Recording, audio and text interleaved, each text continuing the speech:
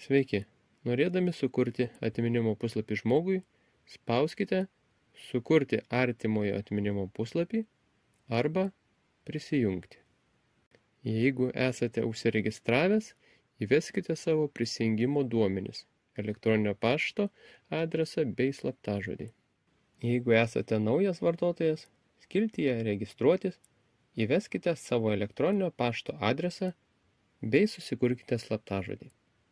Šios duomenis įsiminkite, nes jie bus reikalingi kiekvieną kartą jungiantis prie savo paskyros. Paskyroje galėsite ne tik kurti naujus puslapius, bet ir redaguoti jau sukurtus puslapius. Spauskite Registruotis. Sėkmingai užsiregistravus, būsite nukreiptas į puslapį Mano paskyra. Spauskite Sukurti naują atminimo puslapį. Žmogui pasirinkime Artimasis. Pastaba. Visą informaciją, kurią suvesite kurdami atminimo puslapį, lengvai galėsite koreguoti vėliau. Sekančiuose žingsniuose suveskite informaciją žmogaus, kuriam kuriate atminimo puslapį. Tai yra vardas, pavardė, spauskite pirmyn. Gimimo data, spauskite pirmyn. Mirties data, spauskite pirmyn. Koks jūsų ryšys su žmogum, kuriam kuriate atminimo puslapį? Galbūt dukra, sūnus, draugas ar paprasčiausia pažįstamas. Spauskite pirmyn. Įkelkite žmogaus, kuriam kuriate atminimo puslapį, pagrindinę profilio nuotrauką. Nuotrauką rekomenduojame iš anksto apkarpyti kvadrato formą ir portreto tipo. Kaip šis pavyzdys. Jeigu neturite pasiruošę, galite šį žingsnį praleisti, spausdami pirmyn. Nuotrauką galėsite įkelti ar pakeisti vėliau. Spauskite pirmyn. Biografija. Išsamiai aprašykite žmogų, kuriam kuriate atminimo puslapį, koks jisai buvo vaikystėje, kur mokėsi, kur dirbo, aprašykite jo šeimą, jo asmeninės savybės, jo nuopelnus. Ir aišku, nepamirškite parašyti vieną kitą šiltą sakinį nuo savęs. Kaip pavyzdį galite ieškoti mūsų svetainėje, paieškoje įvesdami mirusių Lietuvos Respublikos prezidentų pavardės. Spauskite pirmyn. Prisiminimai. Sukelkite šilčiausių prisiminimų nuotraukas su trumpu aprašu po nuotrauką. Spauskite Pasirinkti failą.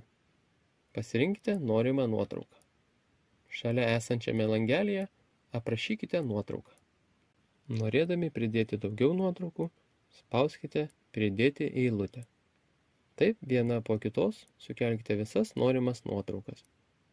Nuotraukas sukelti, pakeisti, papildyti galėsite ir vėliau. Spauskite pirmyn. Papildoma informacija. Čia galite parašyti papildomas informacijos apie artimąjį, kada numatytos šventos mišios už artimąjį ar kiti minėjimai. Taip pat padėkoti tiems, kurie jūs palaikė sunkią valandą. Taip pat pridėti internetinę nuorodą į Velionio kapo apžvalgą. Nuoroda bus tekstinio formato. Spauskite pirmyn. Pasirinkite būsimo puslapio foną. Pasirinktas fonas bus rodomas jūsų sukurto puslapio viršutinėje dalyje, aplink profilio nuotrauką.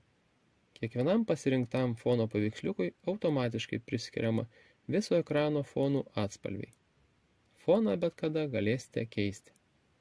Pasirinkus foną, eikite į apačią puslapio ir spauskite Sukurti atminimo puslapį. Būsite nukreipti į puslapį Mano paskyra. Šiame puslapyje matysite visą informaciją apie savo sukurtus puslapius, užsakytas paslaugas, taip pat galėsite koreguoti sukurtų puslapių turinį ar kurti naujus puslapius. Mano paskyra puslapyje matote, kad skelbimas sukurtas, bet negalioja. Spauskite Pratęsti. Pasirinkite puslapio skelbimo galiojimo laiką. Kiek laiko jūsų sukurtas puslapis bus matomas visiems viešai. Kuriant puslapį artimajam žmogui visada rekomenduojame rinktis planą neribotas.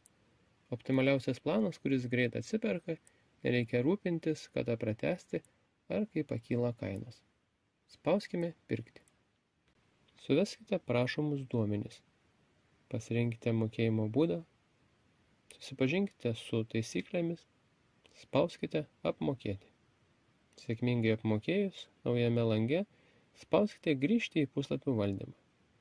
Grįšite į puslapį Mano paskyra. Norėdami redaguoti puslapį, spauskite Redaguoti. Pasirinkite dalį, kurią norite redaguoti. Baigę, norint išsaugoti pakeitimus, spauskite Išsaugoti pakeitimus. Kilus klausimams, susisiekite su mumis kontaktais nurodytais šviesiatmintis.lt puslapyje.